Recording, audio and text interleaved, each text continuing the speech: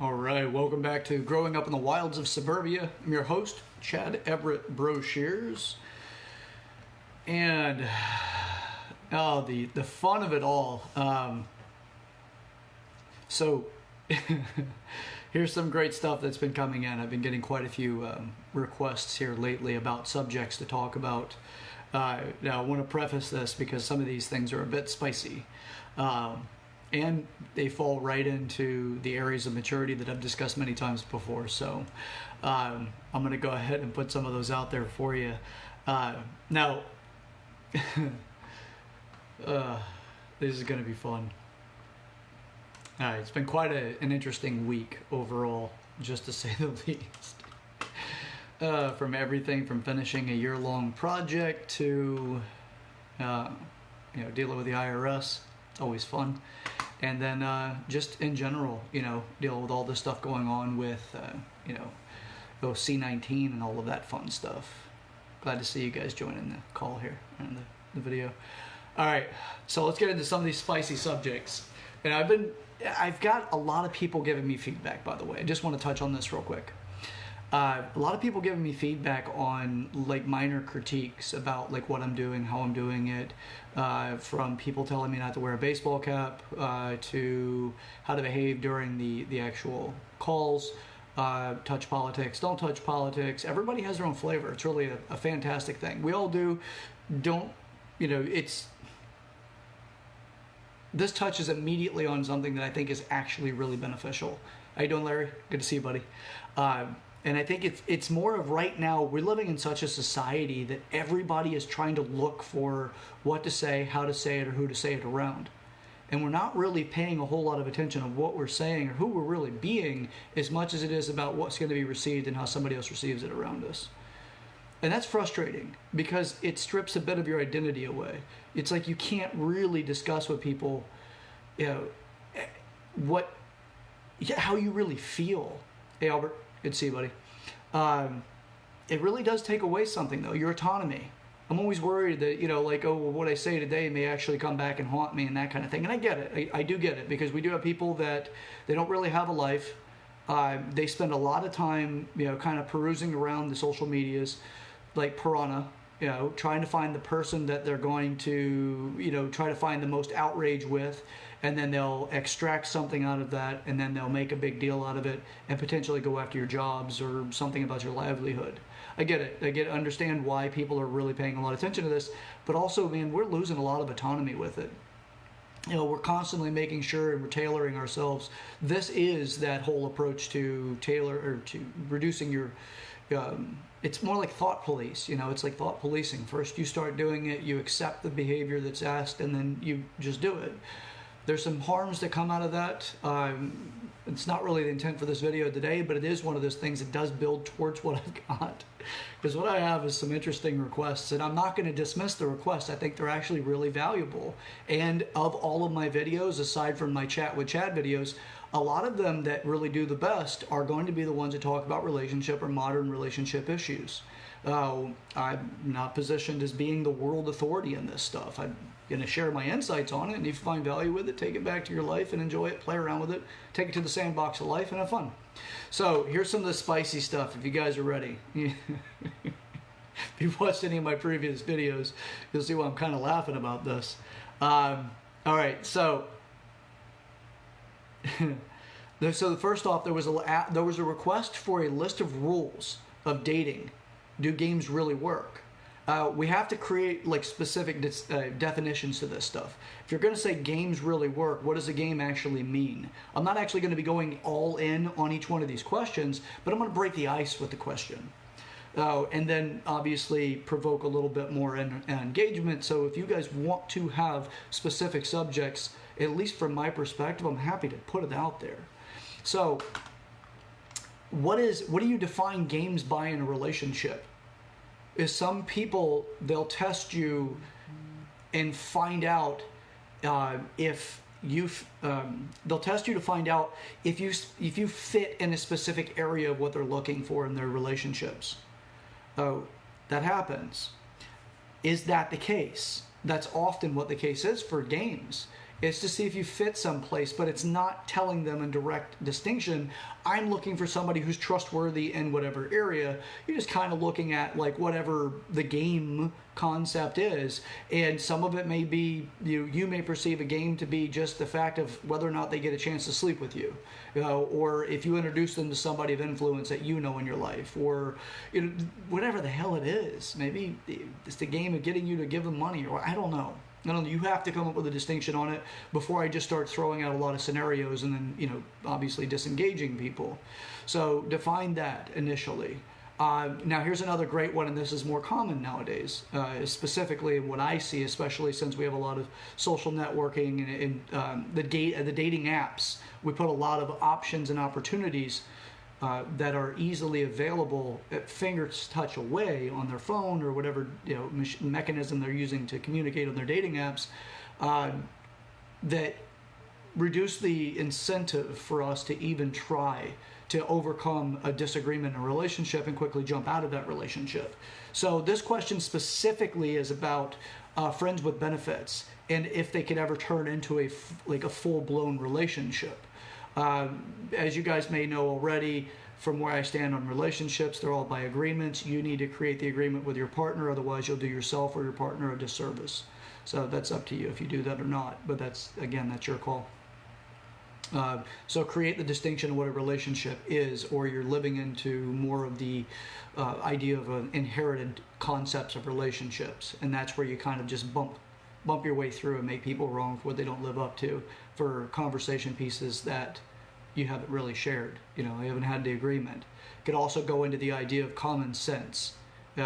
Common sense has a family value, it has a regional value, it has a societal value, to local, to country or national based, that kind of thing.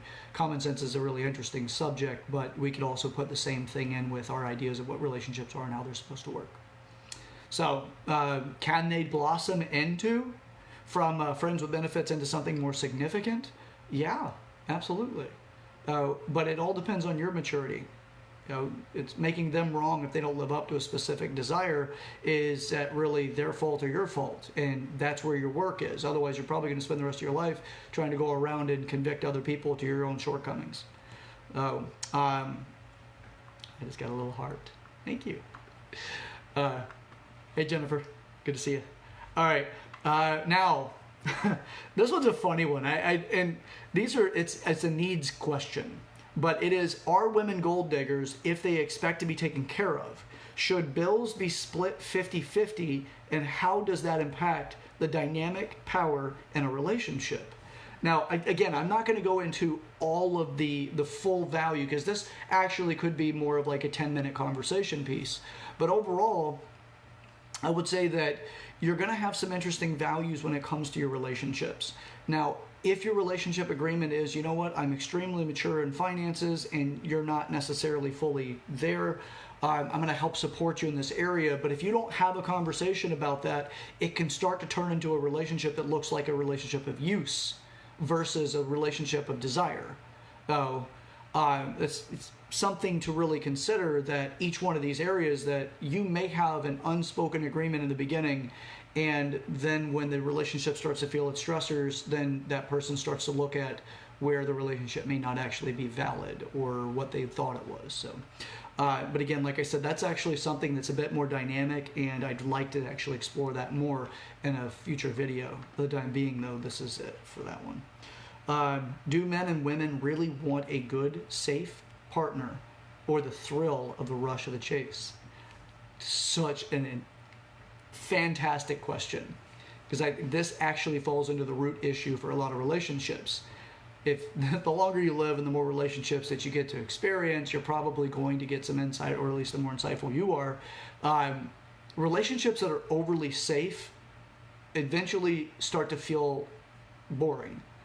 Now, it doesn't mean it's a guarantee across the board, absolute, nothing like that, but you have more of a likelihood that you're going to find that relationship to be a bit more boring because it's so safe. Now, a relationship that is too thrilling or extremely thrilling may occur not to be very safe, and you may find that you're becoming more neurotic in that relationship. So more concerned with yourself and concerned with the relationship and putting more focus on your own insecurities versus being in the moment and present with that person. So if it's too much thrill, it can turn into that as well. If it's safe and overly safe, then you may not be neurotic. You may actually go the route of being narcissistic. It just depends on the situation overall. But yeah, you want to have a nice balance. That's also why, and recently I've realized in my own life, I need to add in art in my life. I know you see my little guy back here. It's actually not a little guy. It's Christian Bale in the movie American Psycho. It is a form of art.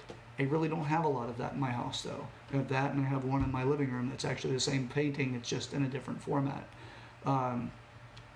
So with that, you want to be able to create opportunities for what you consider to be beautiful. Opportunities that make you feel like you're involved in the relationships. And it's a beautiful and excellent question, and it is one that I myself have had partners in the past that, one in particular, after her first marriage, it was extremely chaotic. She got, physically abused, and she had a lot of different challenges that she went through. She married the next guy that was extremely safe, and then after 8 years, found that she was extremely bored in the relationship. Because he was so safe and so catering and constantly trying to take care of her. There was a lot of challenges that she faced because of that. And you can jump into a situation like that because it facilitates a need that you have, which is, I'm tired of and I'm feeling exhausted in a relationship because I constantly feel like I'm on the thrill. And the thrill is the edge of the seat, the unknown, the uncertain, the concerned about the relationship more often than the person that's safe. Excellent question. Okay, got another one here. Got a couple more. The age-old question. All right. Does size matter? Now, this question is almost always poised to women. Or commonly in traditional type of relationships. Does size matter? That's an excellent question for a guy to consider, because does it matter to the guy whether or not it's important to her in the heterosexual type relationship? That's a great question to go over, and I think that actually is deserving of an entire video by itself. But overall, just a general intro to that, and if you guys are really interested in me going further into that topic specifically, comment in the comment section. Also, don't forget, go to my YouTube channel on Growing Up the Wilds of Suburbia, subscribe, and then hit the like button. Comment too, that's always good. Size does matter to an extent. Now, it can matter if the individual is a bit... Hey Sabrina, perfect time to jump in. Yeah, you missed all the other parts of it. Now you get to hear me talk about this. Yeah, so size mattering. There's some multiple different reasons why. If a guy feels that he comes from a specific place of insecurity and he wants to feel like he is larger than average, he also may want his partner to feel, because of the insecurity, may want his partner to feel uncomfortable or in pain or something like that. And on the other side, yeah, obviously there's going to be some other variables, but it also goes back to the question, is that what really builds the value in the relationship? Obviously it holds a factor.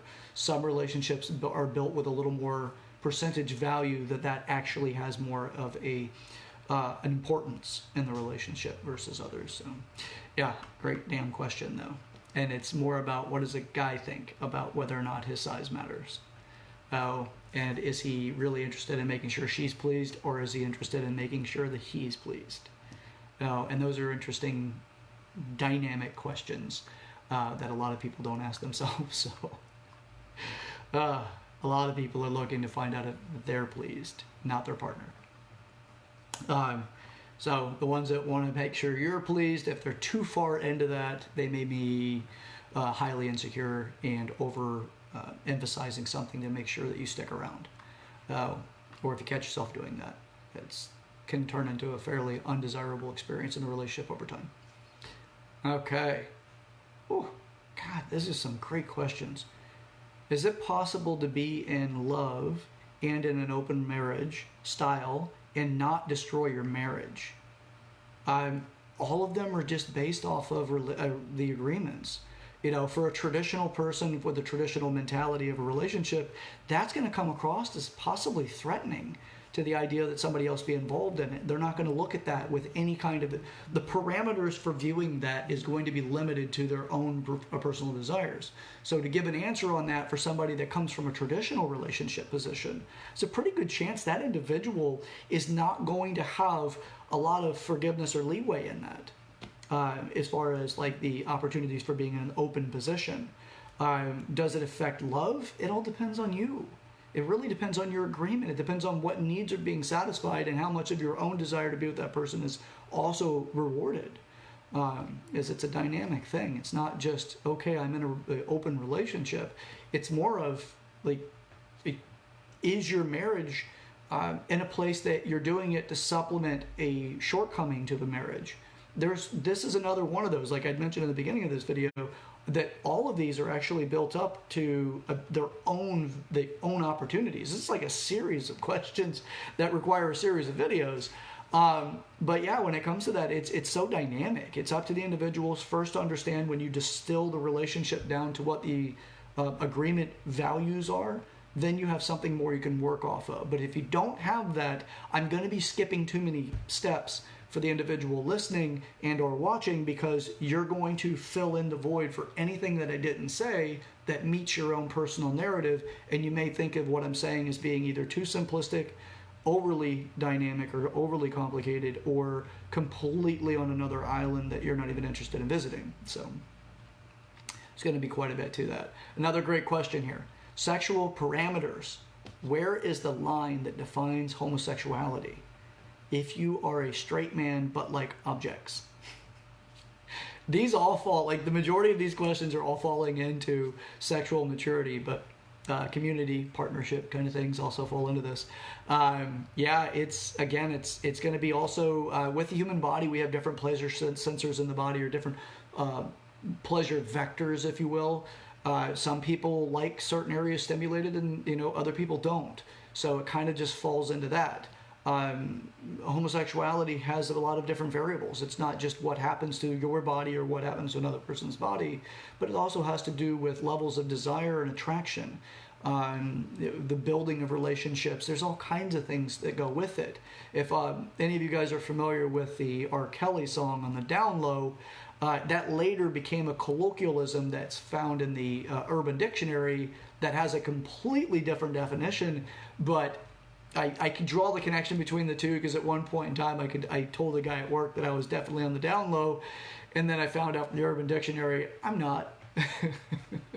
It's what the definition is in the Urban Dictionary is that it's a man that portrays himself to be straight in society, that is actually sees other men, has sexual experiences with other men, and then doesn't, but absolutely resists the idea that he may be homosexual. I'm not that at all. I don't have anything against it. Everybody lives their life. Do your life. I'm concerned with mine, not yours. I think we'd all take a good lesson out of that, by the way, and use that as a mantra. I'm concerned with my life, not yours. Although I care about your life, I'm not going to over-involve myself. I'm going to be here. The down low from R. Kelly's version is he's just running the fairs, or he doesn't openly talk about his sexual experiences. He's just, he does what he wants to do, but he is referencing, in at least my adolescent mind at the time, the belief that it was, traditional type relationships kind of thing. All right, so that's a very fantastic topic that I may do a chat with Chad with somebody who's openly bisexual, a male that's openly bisexual, and that may give us some better insight on that. Or somebody else that has no concerns whether or not people are aware of their sexual proclivities and want to discuss their experiences there. But as far as that goes, I can only speak from personal experience, what I've learned through my studies, and what I've learned through, and my studies do involve also individuals that have let me interview them. and that willingly share their experiences. So, yeah, that's going to be a fun one to have a chat about. Yeah, so it doesn't necessarily make a man gay whether or not if he likes specific objects in certain places. But again, like I said earlier, that's going to be specific to the individual, their desires, and also how comfortable they feel in their society, whether or not they can openly talk about it if they have childhood regressions or something that somebody had said as a child and it doesn't let them feel freedom as an adult. There's a lot of different dynamic values to that one. Yeah. And then a reiteration on the question was asked earlier. Okay, about the size. Okay. And then there's other ones that are a little bit more socially acceptable. You can have the topic at church, wherever. It's just basic questions about relationships and how to actually settle arguments or disagreements. And those are definitely, and they're highly valuable, but that's one that it's deserving of its own video as well. So this is what this entire video is about, is just some of the topics and questions. So like I said, it's spicy topics. I absolutely appreciate the fact that that people are coming out and asking topics they want to hear about, and a little more insight. So that's it for today, unless I've got any kind of questions that have popped up on the comment section.